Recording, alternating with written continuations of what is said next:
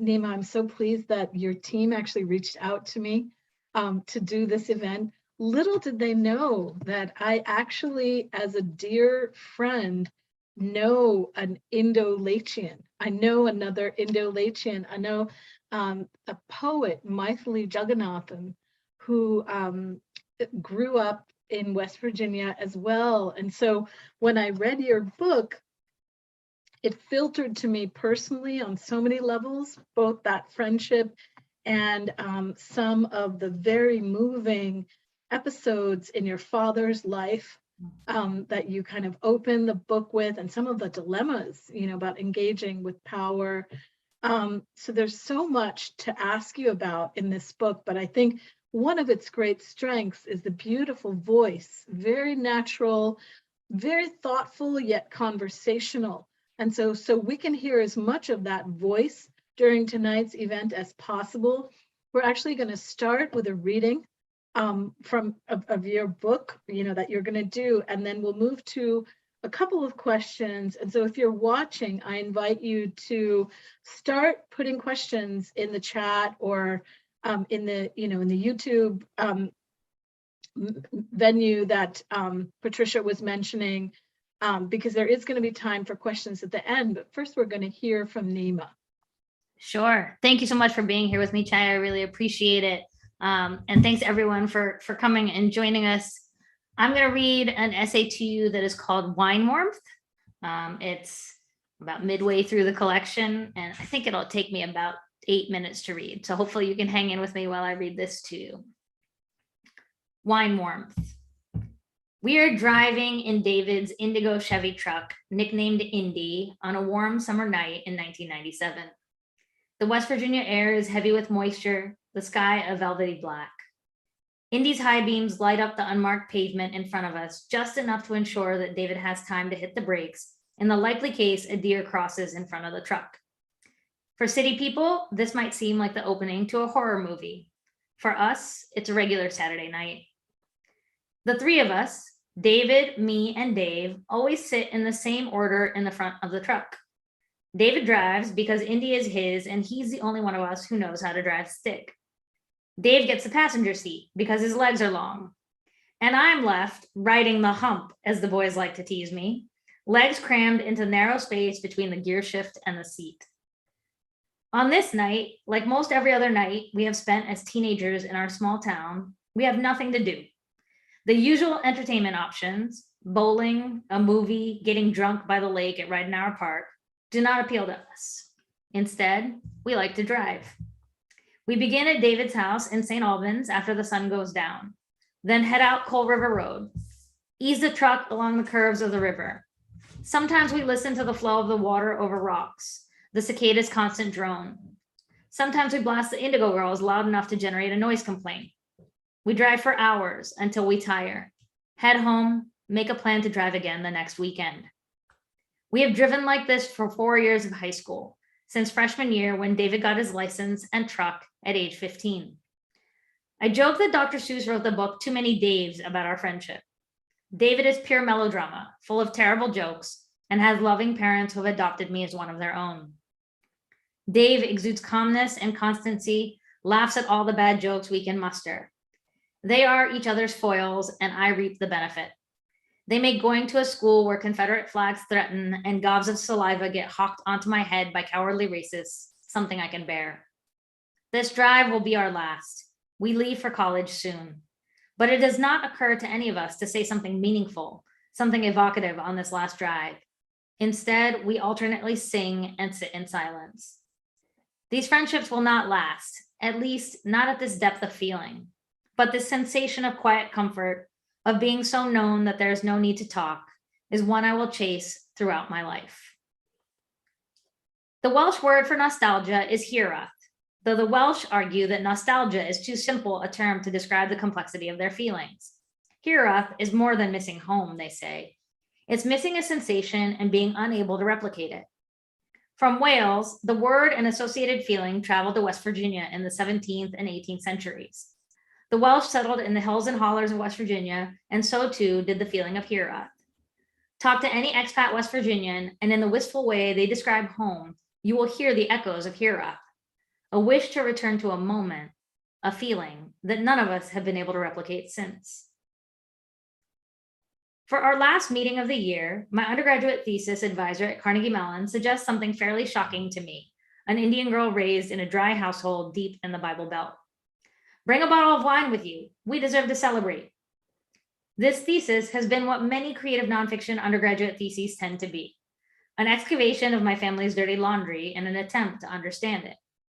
And Janie has been a willing learner of a different culture, a tireless giver of feedback on hundreds of drafts. Weekly, we hole up in her office for hours talking about the ideas behind the writing. I leave saddled with books each time, more to read, more to learn, more ways to build my writing. 13 years later, the thesis will be placed in an online archive without my knowledge or permission, then discovered by a young cousin in India who is Googling me. My extended family will tear into me for sharing their secrets, and I will no longer be welcome in their homes in India.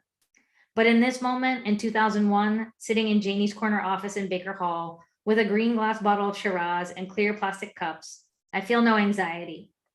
Only some mixture of relief that I am done and sadness that this relationship, which has grown so deep over the 4 years of college, will end. Janie, after all, is the person who came in to work with me on her spring break during my freshman year, which she did after she gave me a round of feedback in my first writing class where she said, "You need to make this section into a scene."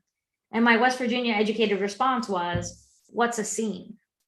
She's the person who turned me on to Jonathan Kozol in a literary journalism class and helped me see the connection between my growing love of educating young people and my growing love of the written word. She's the first person who gave me permission to ask questions about gender and Indian culture and made space for me to speculate about the answers to those questions. We toast and celebrate the end of our work. And then, without warning, Janie looks at the clock, realizes she has another meeting, and kicks me and the wine bottle out of her office. I stagger down the smooth concrete slope of Baker Hall, swig the final dregs from the bottle, and head to my next class. After class, still somewhat tipsy, I take the empty wine bottle, place it in front of Janie's office door with a scribbled note of thanks. The next time I visit Pittsburgh, nearly a year after moving to Wisconsin, I notice that the empty bottle sits on a shelf in her office with a wall hanging I brought her from India as the backdrop. I'm filled with a warmth not unlike the wine-drunk warmth of that day back in May. I take it as a sign, an artifact, proof that our relationship didn't just change me. 22 subsequent years of back and forth about essays, emails about the death of the guinea pig her children named after me, texts about authors we love and don't love, conversations about what it means to forgive ourselves for our transgressions have only served to bear this out. Just today, thinking about this story, this feeling I long to recapture, I sent Janie a text. "Do you still have the wine bottle?" Her response is immediate, fills me with wine warmth yet again. Of course I do. There is no word for nostalgia in Gujarati. The closest concept I can find is that of Vatan, or homeland, as in, many of the Gujarati immigrants of my parents' generation operated under a narrative that someday they would return to their Vatan. They embraced the desi first law of motion, as it were. A desi at rest dreams of her Vatan. A desi in motion is always moving towards her Vatan.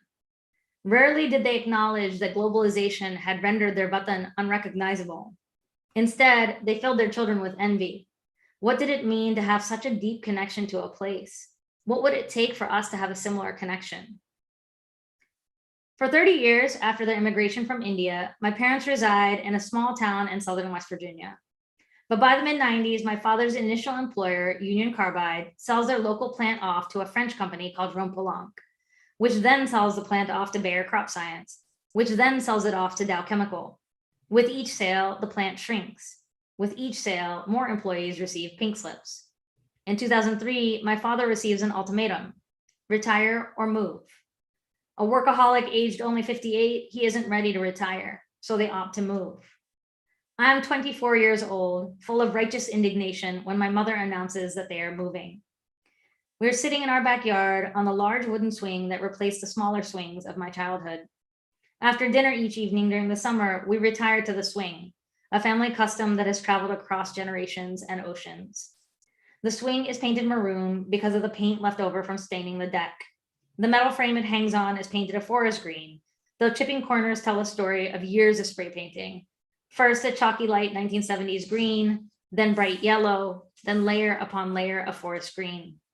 The swing set has entertained my childhood friends, hosted lengthy visits from ocean crossing relatives, even taken part in my sister's wedding rituals.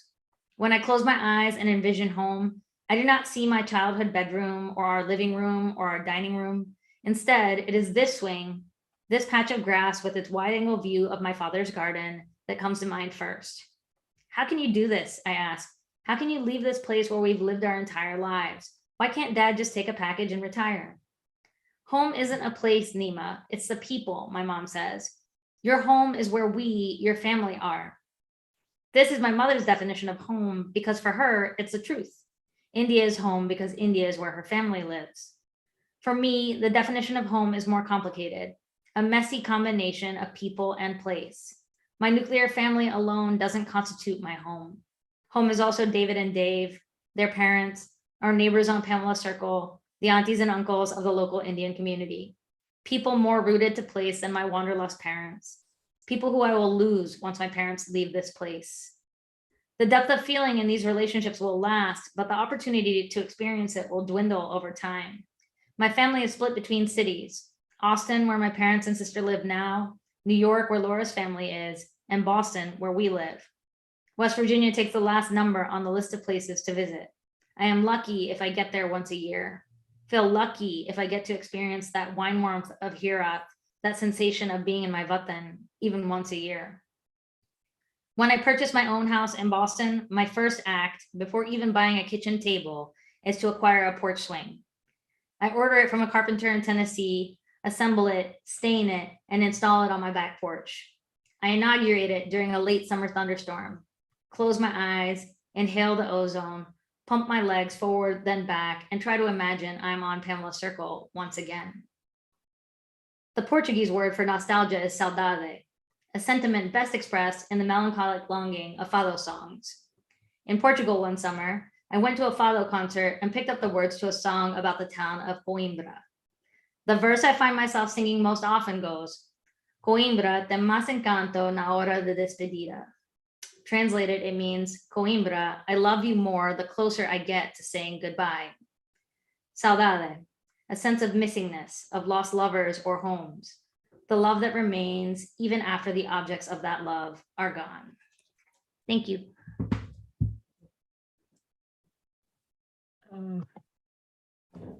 That was absolutely gorgeous. It was really beautiful. Thank you so much, Neema. Thank you.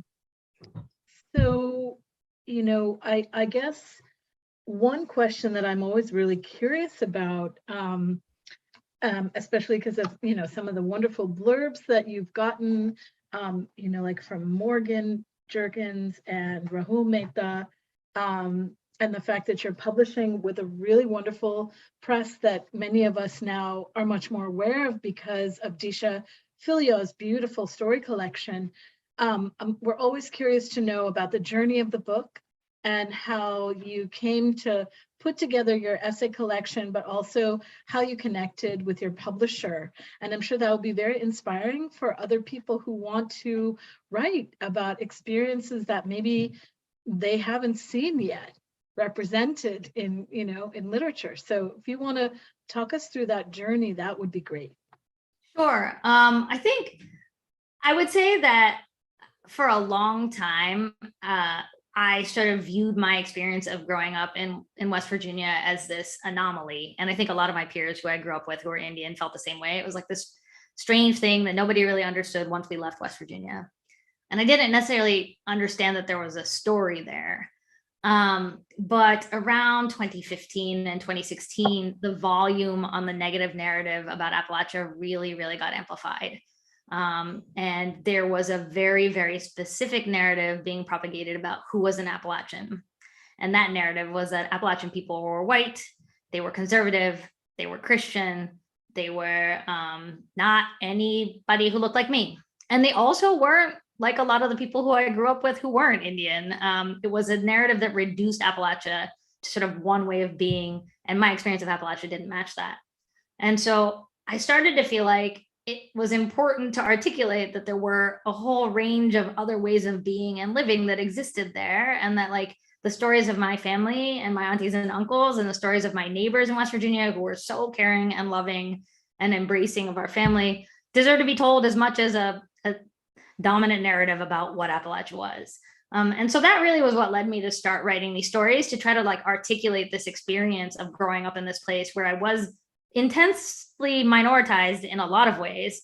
And that did have a lot of challenges associated with it, but also that you can be intensely minoritized in a place and still find home, and still find a lot of love and a lot of welcome and a lot of care in that place. I wanted to tell that story. But when I started to query people about my collection, I had this sort of mixed experience of feedback, which was agents were saying like, this is a very beautiful book and we don't know how to sell it. Because you're not supposed to exist. Right. I mean, Kenyon and Appalachian. Do. I mean, I exist, but I guess it's not on the surface. Like I don't exist, right? On the surface, people like me are not known to exist. And therefore we don't know how to market collections about people who aren't viewed as existing, right? And it was like, you know, whatever, people's job is to figure out what books they can sell. I appreciate honest feedback, but for me, what it signaled to me really quickly was that I didn't think that was a path that was going to work for this book. And so I didn't keep going down that road. I pivoted and I said, well, I think I should really look at places where people know I exist. And so I started to query presses that were regional, small and university presses and independent presses and small presses that were rooted in the South and in Appalachia, where I knew that the people who publish in that region, they know that there are immigrants there because they see them, they live next to them, they work with them. Like it wasn't going to be surprising and it wasn't going to be confusing. It was going to be like, oh, this is a story that articulates something we already see in our world around us. And that approach actually was pretty successful. Like it was the reception was just very different. It was like, oh, like this is a book we're really excited about. And ultimately, for me, the idea of publishing with WVU, which is home for me, right? WVU, West Virginia University Press, is the largest press in the state of West Virginia. There was something really intoxicating about the idea of getting to publish with the press that represents home. It felt like a really lovely kind of homecoming. And I just had so much confidence that they were going to know how to sell the book. Like they didn't have any doubt about how they were going to sell it. And that just made me feel like if you don't have any doubt, I also don't have any doubt that this is the right place for it to go. And they're not going to be alone in this, because just as Disha's success was partly marshaled by word of mouth in the Black community or multiple Black communities, I can tell you as a member of queer desi community that we are going to champion your book.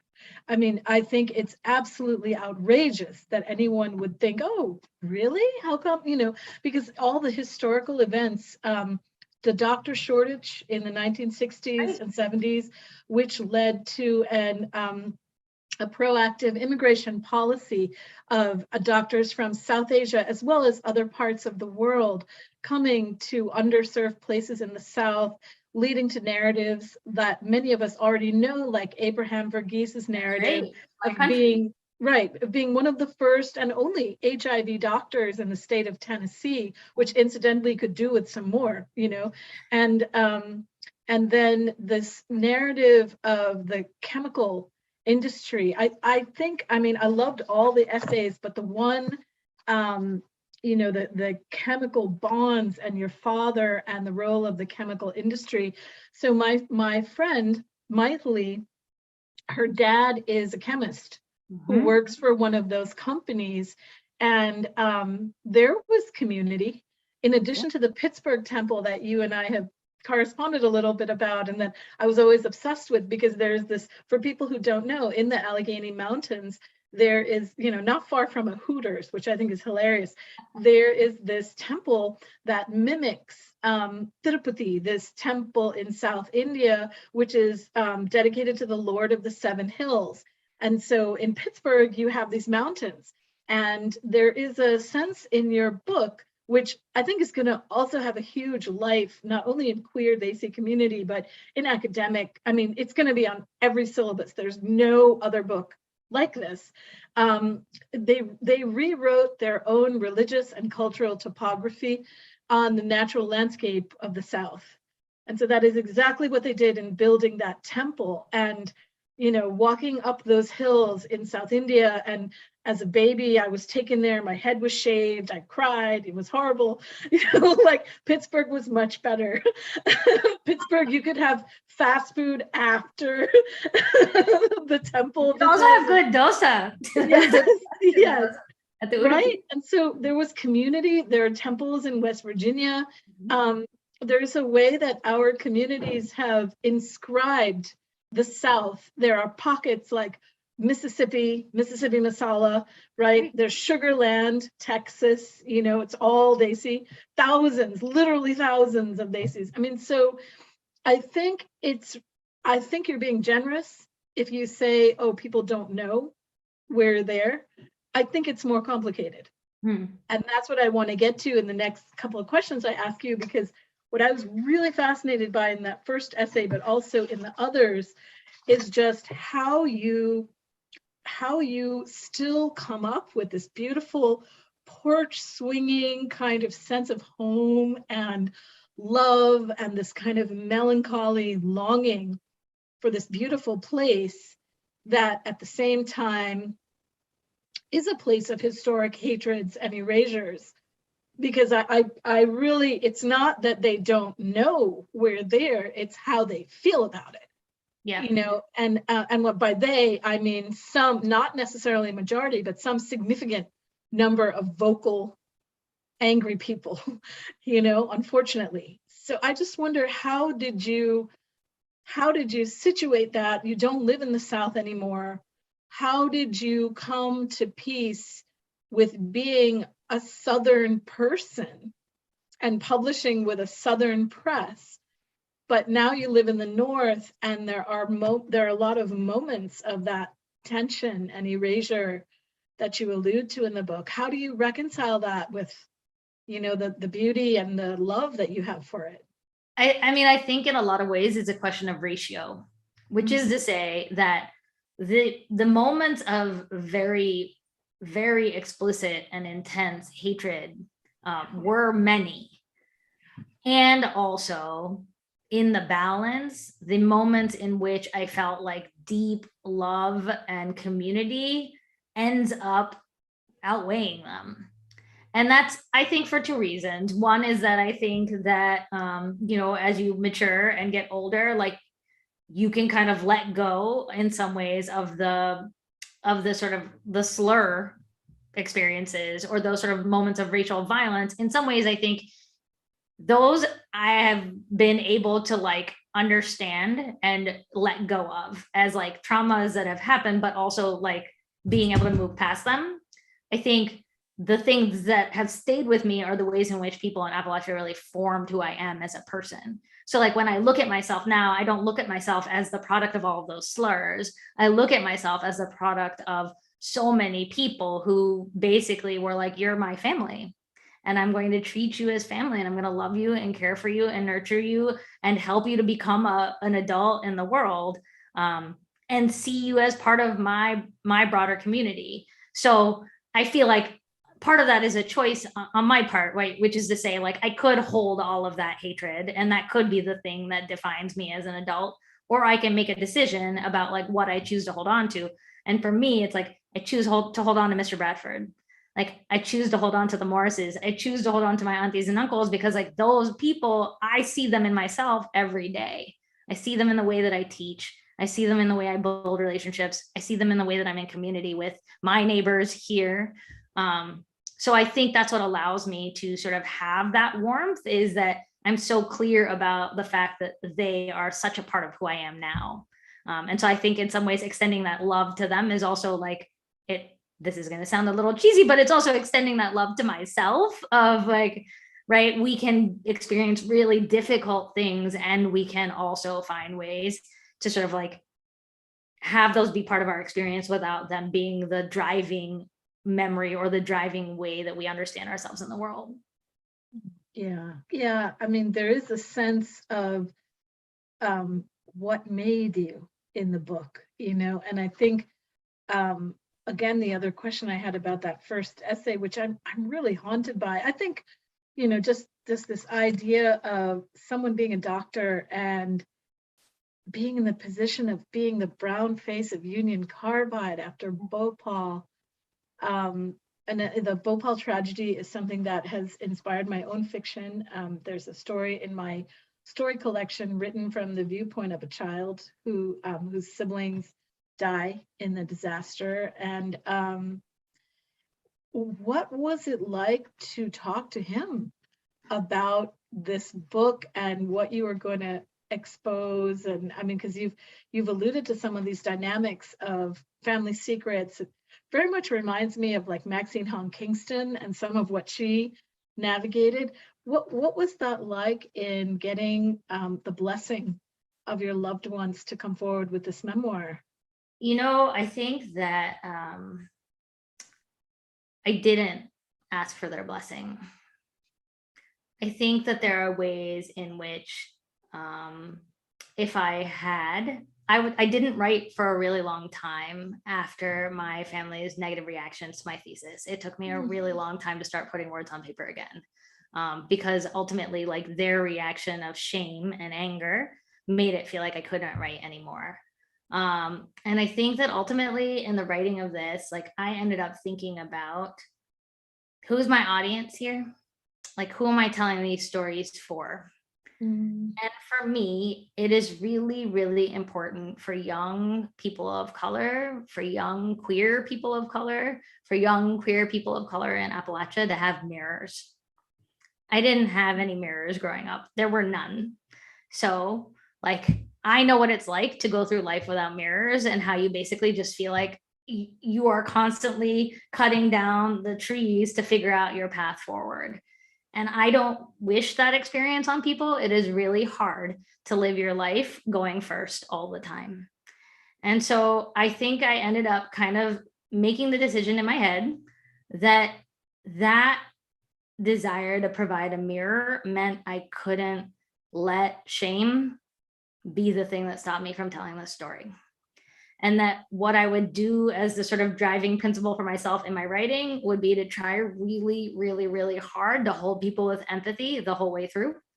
And to implicate myself all the time, that if I'm telling a story about anyone else, it's for the purpose of turning the lens back on myself. It's never for the purpose of exploiting their story. It's for the purpose of saying, like, what does this reveal about me? What does it say about me?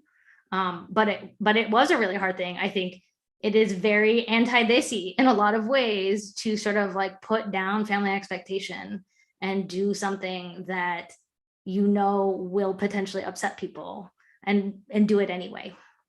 But I did it anyway because I think, especially in the context that we're living in now, we have all these state legislatures trying to pass laws banning books that are Erasing representative, trans people as well. erasing queer people, erasing trans people, taking books out of libraries that have to do with the experiences of Black and brown people. Like, it is a real, real crisis that we are in. And the people enacting the crisis don't know what it's like to grow up without mirrors.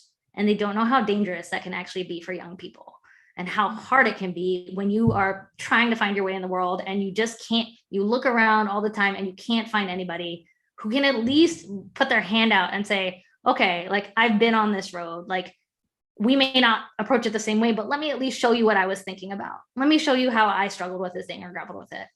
I think the consequences of not having those mirrors in some cases can be life or death for some people. And I don't say that in a light way. I think young people need mirrors. And so I think that as an educator, as somebody who works with young people all the time, I just felt this pretty intense, very strong feeling that I couldn't let shame be the thing that stopped me. And I knew that if I were to say, I'm going to do this, that would have been the reaction. The reaction would have been shame and anger, much as it was the first time. So that's a long answer to your question. No, it's wonderful. I mean, the logical follow-up is, what is the reception been like, but I guess I'm curious about that, not only in terms of what has it been like in family spaces or personal spaces or desi spaces, but just in big spaces and sort of predominantly white queer spaces, because I think there was this hilarious McSweeney's article, I think just yesterday, on sort of the ways in which all kinds of bias and hostility can actually be carried forward under the rubric of being inclusive of, you know, people of color and queer people. And so I'm really interested in what kind of reception you found and what it's been like, because yeah, I mean, I'm just really interested in that. Yeah, so it's been different from different spaces. The most vocally excited people are definitely queer people in Appalachia who are very excited about this book. They're very excited for there to be a book that tells this story. It's just awesome. I feel like I've met all kinds of amazing queer activists and organizers, teachers doing incredible work in Appalachia because of this book's existence. And what they say again and again is that they're so glad it exists and they're so glad to be able to put it in the hands of their students. That's been awesome. I would say that there's also, as you mentioned earlier, like even more desi people in Appalachia than I realized, because I have gotten lots of amazing messages from folks who I didn't know who are like, I'm so excited about this book. This really resonates for me. I feel seen in this. Like, that's been surprising. And I think that, you know, in my family, my mom and my sister have both been amazing and supportive and really welcoming, I think, of these stories.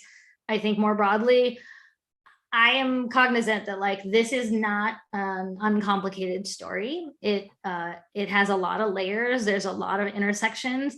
It's a book that, like, if you're a reader and you like read a lot, I think you're gonna suss out all of that nuance.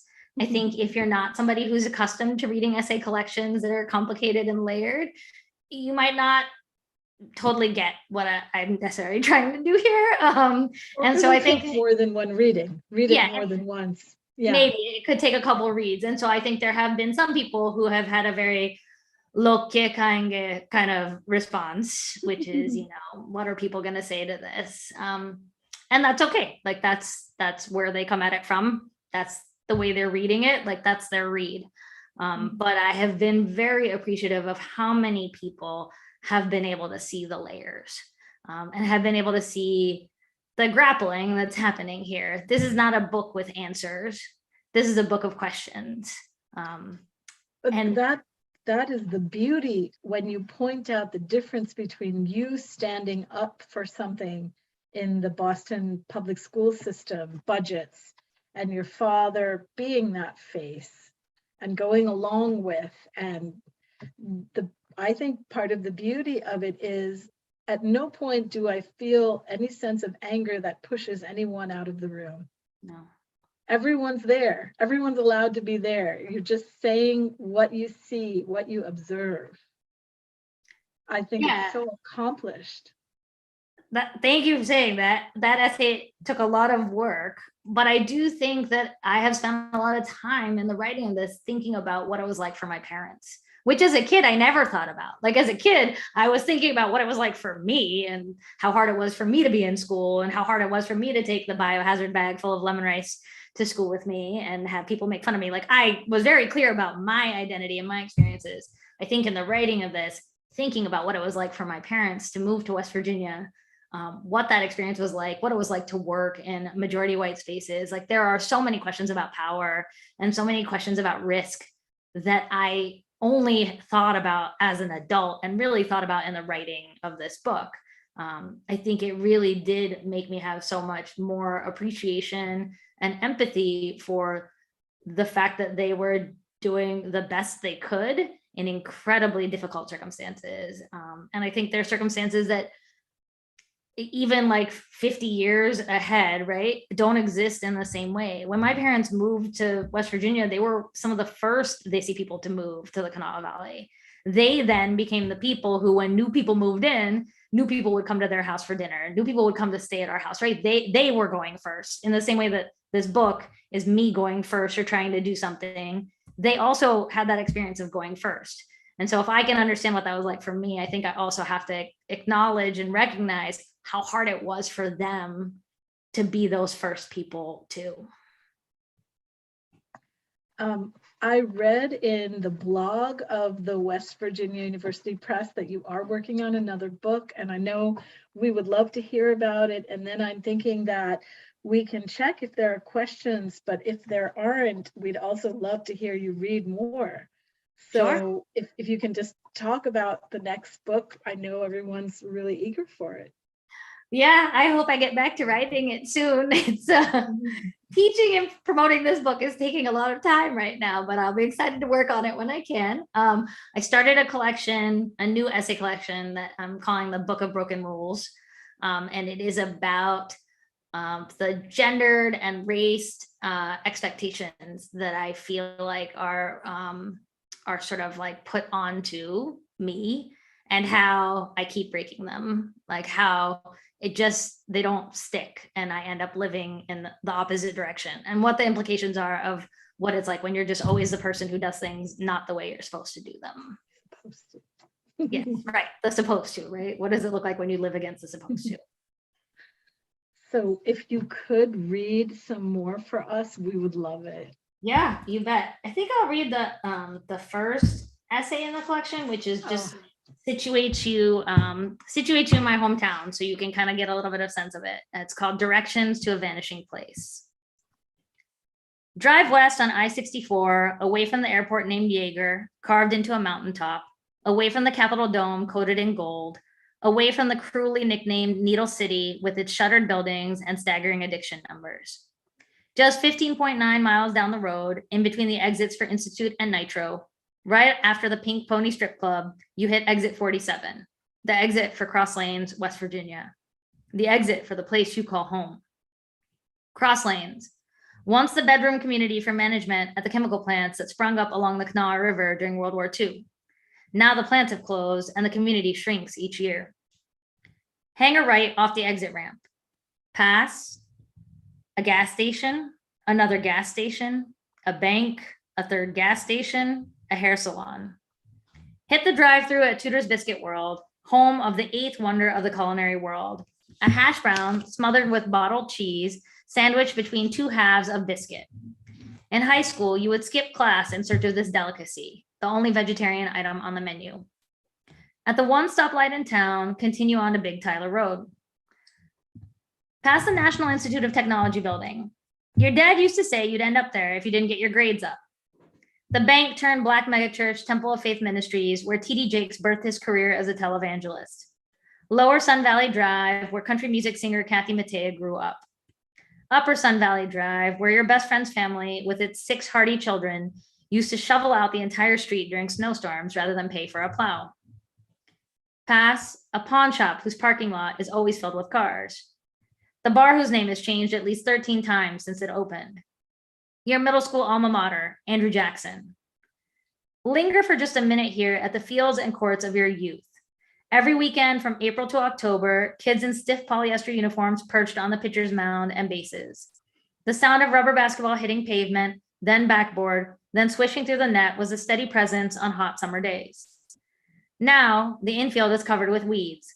The bases have been excavated, the grandstand is boarded up, even though it's peak season for Little League Baseball. Beside the field, 4 poles reach skyward, giving the semblance and structure of a basketball court, but no backboards or nets exist. Tall grass emerges from the cracks in the concrete.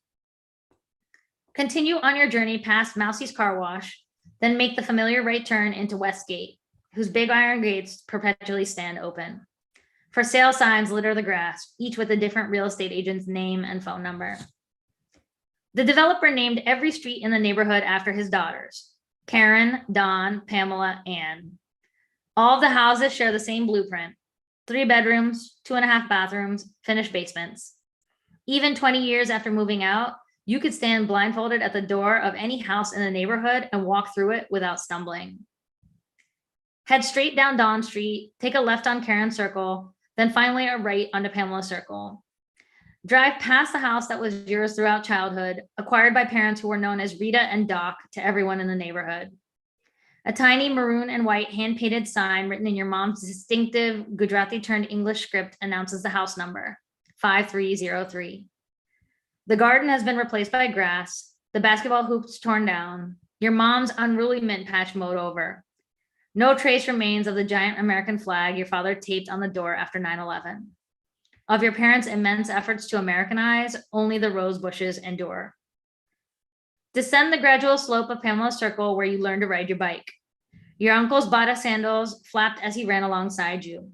He held the seat to help you stay upright, didn't let go till you told him you were ready. Skim over the patch of warm concrete where you lay in the summertime and stared at the multitude of stars shimmering on a navy blue blanket of sky. Past the Lunardini's house, where you taught baby Nick to say ball by tossing a basketball up and down in front of his bedroom window every morning on your way down the street to shoot hoops. Past Mr. Woody's garage, where he taxidermied animals whose beady glass eyes sometimes still haunt you in your sleep. Past the porches where you used to sit with Mr. Starcher and Mr. Castro in the evenings, your 11-year-old self nodding along sagely as they discuss the day's news. Occasionally, when talk of the plant comes up, you'd interject with commentary pilfered from your dad's frustrated nighttime phone calls. Past the double hill between the Carneys and Monday's houses, where you whiled away hours of childhood. Summers, you played King of the Mountain, wrestling with your friends for positioning at the top of the hill. Winters, you crashed your sled into the icy creek with glee, then hauled it back up the hill and rushed back down again. Past the streetlight that marked home base during games of Spotlight every night of every summer between 6 and 16. Its daily illumination coincided with your mom yelling down the street that dinner was ready and you needed to come home. Past the 2 basketball hoops diagonally placed where you would play for hours. Barefoot in the summertime, in snow boots in the winter. Lee, Wes, and Andy were your steadfast playmates in these games. But early mornings with Mr. Withrow are what you remember most. The redheaded surrogate American dad who shot hoops with you, gave you driving lessons, grew figs, and rhubarb for you. He died asleep in his armchair a few years ago, but you can still hear the triumphant cry he made every time he scored a bucket. The banks are open. Stop for just a moment at Mrs. Carney's house. One of the only neighbors from childhood still living on the street, her golden hair is whiter, her body smaller every time you visit. You sip her famous sun tea, and she updates you on the lives of the people who once populated this street. Those who have moved, those who have married, those who have died. Stare hard at the pink carpet, the antique walnut secretary desk, the grandfather clock, the paintings on the walls. The house feels empty without the sound of Mr. Carney's warm voice inviting you in for meandering chats that would sometimes start before the sun went down and not end until after the moon came up.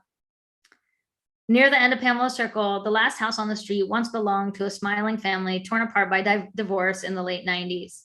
Now, the single-story house, red brick with white trim, has come off its foundation and edges towards a sinkhole.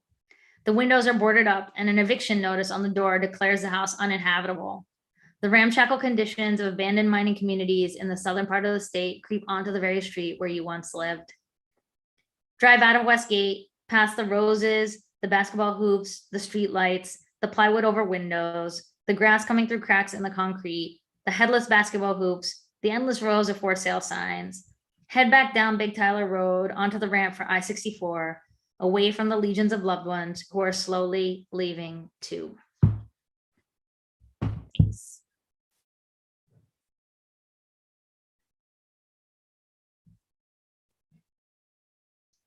But not see me probably. Oh, just one thing. Okay, here I am.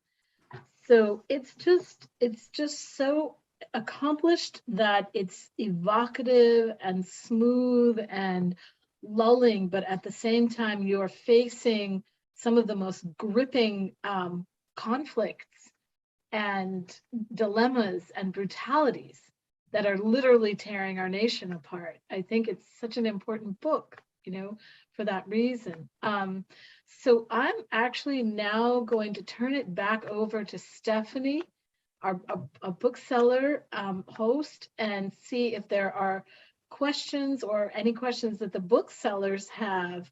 But I'm so glad we actually got to hear so much of this book in your voice, because it's really inimitable and it's a voice that needs to be heard. Thank you. Thank you so much, Chaya and Neema, for the readings and for the wonderful discussion. It's been edifying I really, really appreciated this evening. So I actually do have a question, and it feels sort of basic after all of that, but it's something that I'm always interested in, and I know other people are always interested in, and it's a process question. I'd just love to hear a little bit about what your writing life looks like how you produce this work, and so beautifully, as Chaya has said. Yes. So the answer to this question starts with me saying I am a middle school teacher, which is to say I have a job that's all consuming. And even when you're not doing it, you're thinking about it, or you're thinking about what you should be doing for it, because the list of things you should be doing never ends. And that makes it really hard to write, because writing, I feel like for me, requires clear-headedness. And I rarely feel clear-headed in the context of my day job. So I have to force myself into spaces for writing. And that means that I really rely on classes a lot.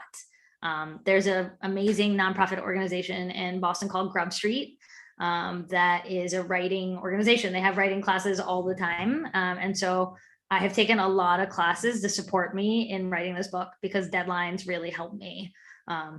A community of writers who I'm sharing with and workshopping with makes a big difference for me in terms of accountability. I am very, very in awe of people who have like a deeply disciplined writing structure and process. I am not that person. I am the like, class is on Wednesday, it's Saturday morning, I got to get up and I got to write this because class is on Wednesday person. And I really want people to know that like, that's okay.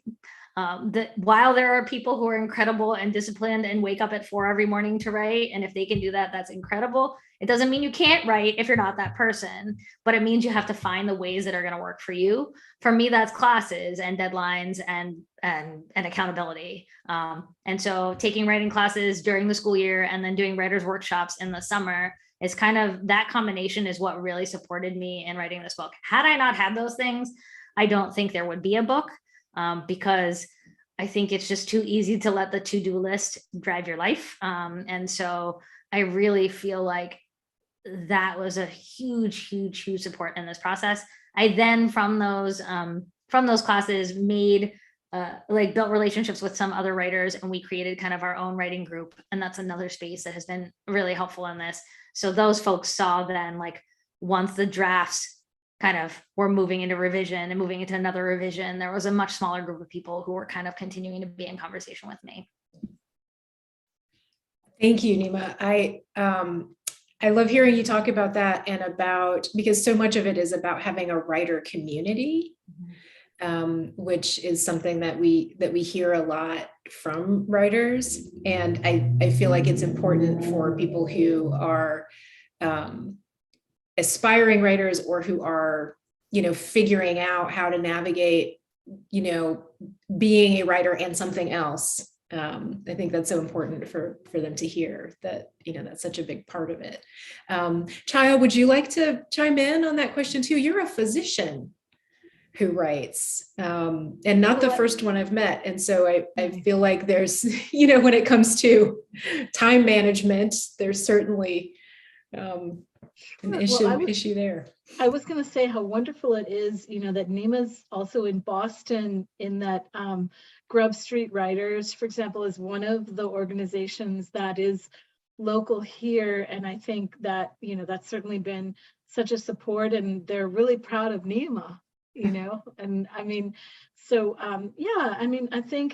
I guess the one thing I would contribute about this idea of time management and how you find the time, and I'm actually teaching a course on this very topic for Grub Street in early April. Writing when you have no time is the course.